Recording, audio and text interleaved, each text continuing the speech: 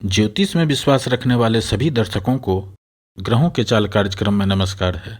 इस वीडियो में जानेंगे मकर राशि के जातकों के लिए सितंबर का महीना कैसा रहने वाला है।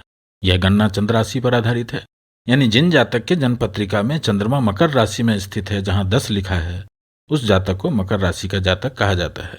आप इस वीडियो को लग्न से भी देख सकते हैं। ज्योतिष गणना के अनुसार 1 सितंबर को ग्रहों के चाल इस तरह रहेंगे। मित्रों, आप जानते ही हैं, मेरा सुझाव रहता है कि टोना टोटके के चक्कर में ना पड़े। जो आपको उपाय बताऊंगा यह शास्त्र के अनुरूप भी होगा और वैज्ञानिक दृष्टिकोण से भी आप इसे समझ पाएंगे। पहले पॉजिटिव पक्ष की बात करते हैं और वीडियो के अंत में निगेटिव पक्ष की बात करेंगे। क्या सावधानी रखनी है। एक छोटा सा लेकिन प्रभावी उपाय बताया गया है जिससे डैमेज को कंट्रोल किया जा सके। लग्नेश और धनेश शनि ग्रह की बात करते हैं तो पूरे सितंबर के महीने में शनि ग्रह पिछले महीने की तरह ही वक्री अवस्था में गोचर करते रहेंगे। लेकिन एक बड़ा बदलाव यह हो रहा है कि एक तरफ तो शनि ग्रह का अंश बल डिग्री कम हो रहे हैं। 1 सितंबर को शनि ग्रह 9 डिग्री के रहेंगे और महीने के अंत में 30 सितंबर को शनि ग्रह 7 डिग्री के हो जाएंगे। अभी शनि ग्रह की डिग्री दिन प्रतिदिन कम हो रहे हैं, अंश बल कम हो रहे हैं, जिसके कारण इनकी दृष्टि जिन 3 भाव पर हो रहा है, चतुर्थ भाव पर, अष्टम भाव पर और एकादश भाव पर, इच्छापूर्ति के भाव पर, इन तीनों भाव पर शनि का पाप प्रभाव के कारण होने वाले रुकावट में कमी होते हुए देखेंगे। और दूसरा बदलाव यह हो रहा है कि 1 सितंबर को सूर्य ग्रह 14 डिग्री के रहेंगे, यानी बलवान स्थिति में सूर्य इस समय में गोचर कर रहे हैं और इनकी दृष्टि द्वितीय भाव पर है, धन भाव पर है, शनि ग्रह पर है, जिसके कारण द्वितीय भाव से विचार करने वाले कार्यकर्ताओं में भी वृद्धि होंगे। क्योंकि सूर्य ग्रह को नवग्रहों में राजा का संज्ञा दिया गया है और राजा के सामने किसी का भी नहीं चलता है, चाहे वह शनि ग्रह ही क्यों न हो। यह योग तो 17 अगस्त के बाद से ही प्रारंभ हो गए थे, लेकिन 28 अगस्त से 6 सितंबर तक यह योग प्रभावी रहेंगे। उसके बाद इसका प्रभाव कम होता चला जाएगा और 15 सितंबर को यह योग समाप्त हो जाएंगे। कुल मिलाकर 15 सितंबर तक तो स्वास्थ्य अच्छे रहेंगे ही और उसके बाद भी स्वास्थ्य ठीक ठाक रहने वाला है। ऐसा क्यों कह रहा हूं, यह वीडियो के अंत में जब निगेटिव पक्ष की बात करेंगे उसमें इस बात पर चर्चा करेंगे। इस समय अपने परिवार में, अपने कुटुंब में, अपने समाज में मान सम्मान में वृद्धि होंगे, यात्रा के योग बनेंगे। पिछले कुछ समय से यदि माता से मनमुटाव चल रहे थे तो इस समय में संबंध में सुधार होंगे। यदि माता किसी बीमारी से परेशान चल रही थी तो इस कालखंड में उसमें भी सुधार होते हुए देखेंगे। जो लोग लंबे समय से जमीन मकान को खरीदना या बेचना चाहते थे, इस समय में प्रयास करें, अधिक लाभ मिलेंगे। और जिनको पैतृक संपत्ति का विवाद चल रहा है उनके लिए भी यह समय सपोर्टिव रहने वाला है। किसी पुराने मित्रों से, कुटुंब से, नौकरी से संबंधित, व्यापार के क्षेत्र में कुछ न कुछ नए रास्ते खुलते हुए दिखेंगे, सहयोग होते हुए देखेंगे। इस तरह का प्रभाव दे रहे हैं यहाँ पर शनि ग्रह।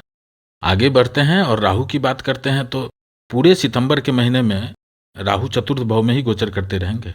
चतुर्थ भाव में राहु अच्छे परिणाम नहीं देते हैं और यह समय का विडंबना ही समझिए कि एक साथ राहु के चतुर्थ भाव में गोचर, सुख समृद्धि के भाव में गोचर, इसी समय में शनि की साढ़ेसाती चल रही है और बृहस्पति ग्रह राहु के साथ युति में है, जिसके कारण चंडाल योग का निर्माण हो रहा है। इसलिए बृहस्पति ग्रह को जो शुभता देना चाहिए था उसमें भी कमी देखने को मिले हैं। सितंबर में राहु केतु का अंश बल सिर्फ 1 डिग्री का रह जाएगा, लेकिन फिर भी राहु केतु के प्रभाव से सावधान ही रहना चाहिए, क्योंकि यह अंतिम तक भी जिन जातक के जन्म कुंडली में निगेटिव इफेक्ट दे रहे होंगे उनको बहुत बड़ा नुकसान करा सकते हैं। यानी जिनका राहु या केतु का दशा अंतरदशा चल रहा हो, या जो लोग राहु या केतु का रत्न पहन रखे हैं, अंगूठी पहन रखे हैं, उनको खास ध्यान रखना चाहिए।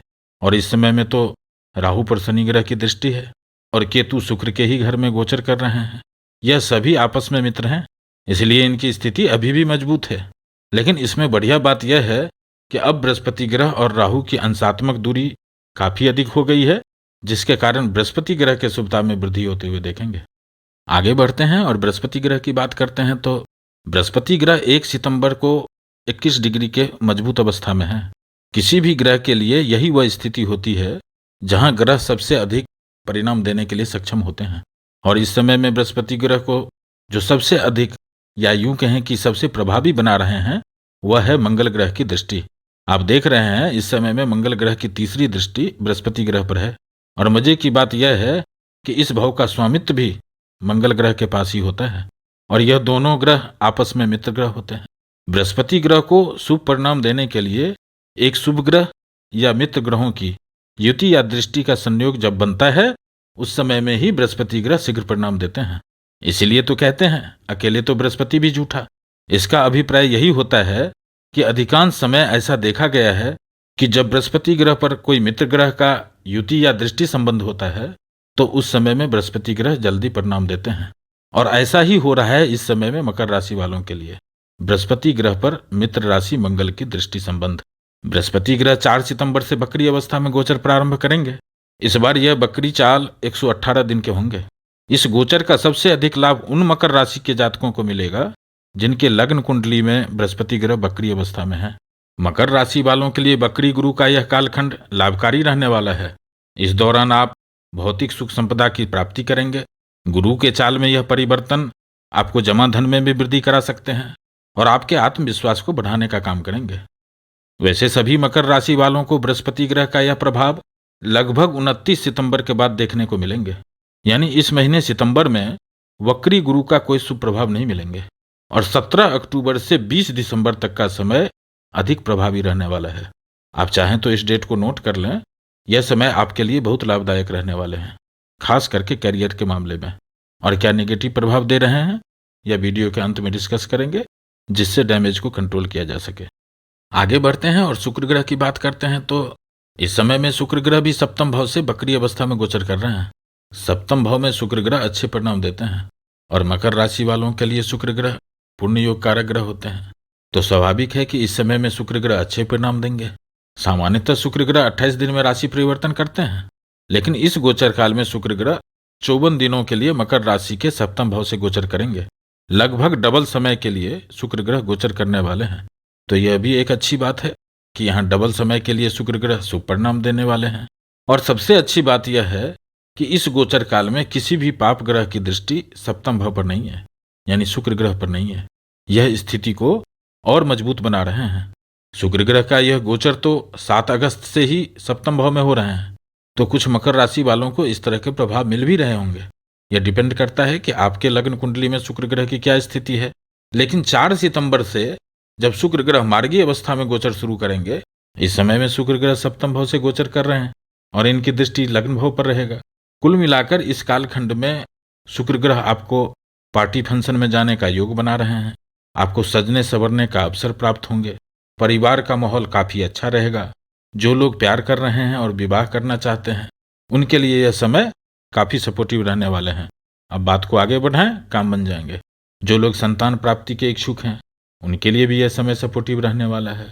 जो लोग शेयर मार्केट से संबंधित कारोबार करते हैं, जो लोग सजावट के सामान का व्यापार करते हैं, सजने संवरने से संबंधित व्यापार करते हैं, डे टू डे इनकम में, रोज की आमदनी में वृद्धि होंगे और लाइफ पार्टनर से, बिजनेस पार्टनर से वित्तीय सहयोग देने में भी सक्षम है यह शुक्र ग्रह। यदि आपके लग्न कुंडली में शुक्र ग्रह की स्थिति अच्छी है तो निश्चित ही समझिए इस कालखंड में शुक्र ग्रह आपको जबरदस्त परिणाम देने वाले हैं। आगे बढ़ते हैं और सूर्य ग्रह की बात करते हैं। तो सूर्य ग्रह इस कालखंड में अष्टम भाव में सिंह राशि से अपने ही घर में गोचर कर रहे हैं और सरल नाम का विपरीत राजयोग बना रहे हैं। सूर्य ग्रह सिंह राशि में अच्छे परिणाम देते हैं और इस गोचर काल में सबसे बढ़िया बात यह है कि इस समय में सूर्य ग्रह की दृष्टि शनि ग्रह पर है। जब तक सूर्य ग्रह इस भाव में गोचर करेंगे, शनि ग्रह से होने वाले प्रभावों में कमी होते हुए देखेंगे और जीवन पटरी पर लाने वाले हैं सूर्य ग्रह। जिन मकर राशि वालों के लग्न कुंडली में सूर्य ग्रह अष्टम भाव में विराजमान है उनको इस कालखंड में इस योग का सबसे अधिक लाभ मिलने वाला है। लेकिन जिनके जन्म कुंडली में सूर्य ग्रह इस भाव में नहीं है, इस कालखंड में उनको भी शनि ग्रह से होने वाले प्रभावों में कमी होते हुए देखेंगे। यदि आपके पैसे कहीं फंसे हुए हैं, प्रयास कीजिए, पैसे निकल सकते हैं। जो लोग रिसर्च के क्षेत्र में काम कर रहे हैं, सीबीआई, विजिलेंस जैसे क्षेत्रों में कार्यरत हैं और जो लोग वाणी से संबंधित व्यापार करते हैं, जैसे अनाउंसर, कवि, गायक, कंसल्टेंट, कोचिंग सेंटर चला रहे हैं, पढ़ने पढ़ाने का काम कर रहे हैं, जो लोग इन क्षेत्रों से जुड़े हुए हैं उनको इस समय में जबरदस्त सफलता मिलने वाली है और धन लाभ भी कराने वाले हैं यहाँ पर सूर्य ग्रह। लेकिन जिनके जन्म कुंडली में सूर्य ग्रह विपरीत स्थिति में है उनके लिए इस समय में थोड़ी सावधानी रखनी चाहिए। खास करके यात्रा के समय दुर्घटना होने की समस्या रहती है। सामान का चोरी हो जाना या सामान छूट जाना और अपने परिवारजन से, ससुराल वालों से संबंध बिगाड़ सकते हैं यह सूर्य ग्रह। लेकिन 17 सितंबर के बाद जब सूर्य ग्रह का गोचर नवम भाव में प्रारंभ होगा, इस समय में आपका झुकाव धर्म कार्यों में होंगे। यह समय आपके लिए भागदौड़ का होगा, परिश्रम का होगा, यात्राओं का होगा, लेकिन इसके बावजूद आपका एक ठोस संतोषजनक स्थिति रहेंगे और आने वाले समय में इसका लाभ भी होगा। और क्या निगेटिव प्रभाव दे रहे हैं यह वीडियो के अंत में डिस्कस करेंगे, जिससे डैमेज को कंट्रोल किया जा सके। आगे बढ़ते हैं और बुध ग्रह की बात करते हैं। तो मित्रों, जैसे कि आप जानते ही हैं कि बुध ग्रह मकर राशि वालों के लिए छठे भाव और नवम भाव के स्वामी होते हैं। त्रिकोण भाव के स्वामी होने के कारण बुध ग्रह मकर राशि वालों के लिए योग कारक ग्रह होते हैं, शुभ परिणाम देने वाले होते हैं और इस कालखंड में अष्टम भाव से गोचर कर रहे हैं और विपरीत राजयोग बना रहे हैं। सामान्यतः बुध ग्रह 16 से 20 दिनों में राशि परिवर्तन कर लेते हैं, लेकिन इस गोचर काल में बुध ग्रह 66 दिन के लिए अष्टम भाव में रहेंगे। कुछ दिनों के लिए बुध आदित्य योग का निर्माण भी करेंगे, लेकिन इस योग का शुभ फल उन्हीं मकर राशि वालों को मिलेगा जिनके लग्न कुंडली में बुध ग्रह बुधादित्य योग का निर्माण कर रहे होंगे। अन्यथा इस समय में इस योग का लाभ नहीं मिलेगा। और यहाँ बुध ग्रह साफ साफ संकेत दे रहे हैं कि इस समय में मकर राशि वालों को भाग्य भरोसे कोई काम नहीं छोड़ना चाहिए। खास करके 1 सितंबर से 15 सितंबर तक मोबाइल, लैपटॉप खराब होने के चांस रहेंगे, चर्म रोग हो सकते हैं। 16 सितंबर तक इस बात का खास ध्यान रखना चाहिए। उसके बाद बुध ग्रह का प्रभाव धीरे धीरे कम होता चला जाएगा। 28 सितंबर के बाद बुध ग्रह चेष्टा बली हो जाएंगे। उसके बाद यही बुध ग्रह अच्छे परिणाम देंगे। इस तरह के योग बन रहे हैं यहाँ पर मकर राशि वालों के लिए। आगे बढ़ते हैं और मंगल ग्रह की बात करते हैं। तो मंगल ग्रह मकर राशि वालों के लिए चतुर्थ भाव और एकादश भाव, इच्छा पूर्ति भाव के स्वामी होते हैं और इस समय में नवम भाव से गोचर कर रहे हैं। केंद्र भाव का स्वामी जब त्रिकोण भाव से गोचर करते हैं तो राजयोग जैसा परिणाम देते हैं और ऐसा ही हो रहा है इस समय में मकर राशि वालों के लिए। मंगल ग्रह का नवम भाव से गोचर, यानी इस काल खंड में मंगल ग्रह अच्छे परिणाम देंगे। मित्रों, आप देख रहे हैं कि इस समय में मंगल ग्रह की तीसरी दृष्टि चतुर्थ भाव पर है, बृहस्पति ग्रह पर है। और मजे की बात यह है कि इस भाव का स्वामित्व भी मंगल ग्रह के पास ही होते हैं। और सबसे बढ़िया बात यह है कि इस समय में मंगल ग्रह पर किसी भी पाप ग्रह की दृष्टि नहीं है, यानी 16 अगस्त तक मंगल ग्रह स्वतंत्र रूप से परिणाम देंगे। मंगल ग्रह का यह योग तो 18 अगस्त के बाद से ही प्रारंभ हो गए हैं, लेकिन 5 सितंबर से 19 सितंबर तक इसका प्रभाव सबसे अधिक देखने को मिलेंगे। मंगल ग्रह का यह गोचर साफ साफ संकेत दे रहे हैं कि इस समय में आप धर्म कार्य से संलग्न रहेंगे, यात्रा का योग बन रहे हैं, खर्चे के भी योग बन रहे हैं। जो लोग विदेश जाना चाहते हैं या विदेश से संबंधित कारोबार करते हैं, इंपोर्ट एक्सपोर्ट का काम करते हैं, जो लोग प्रतिबंधित जगहों से संबंधित काम करते हैं जैसे जेल, हॉस्पिटल, आर्मी कैंट से संबंधित नौकरी या व्यापार करते हैं, उनके लिए यह समय सपोर्टिव रहेंगे।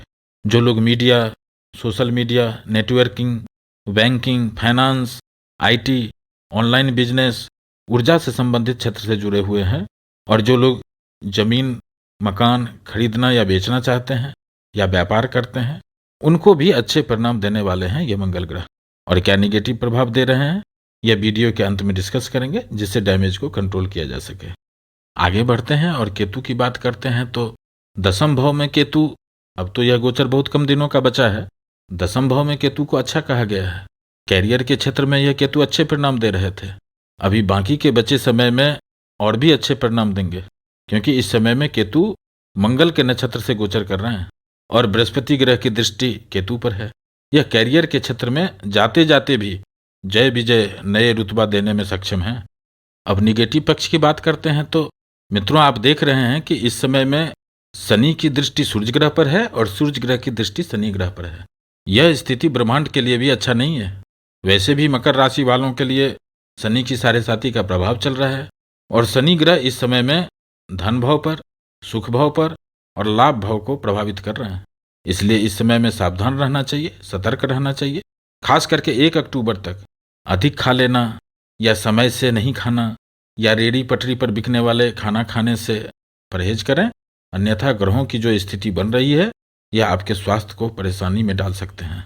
अब राहु और बृहस्पति ग्रह की बात कर लेते हैं। तो राहु की दृष्टि उन सभी भाव पर है जिस भाव पर बृहस्पति ग्रह अपना अमृत दृष्टि डाल रहे हैं और बृहस्पति ग्रह मकर राशि वालों के लिए अशुभ भाव के स्वामी होते हैं।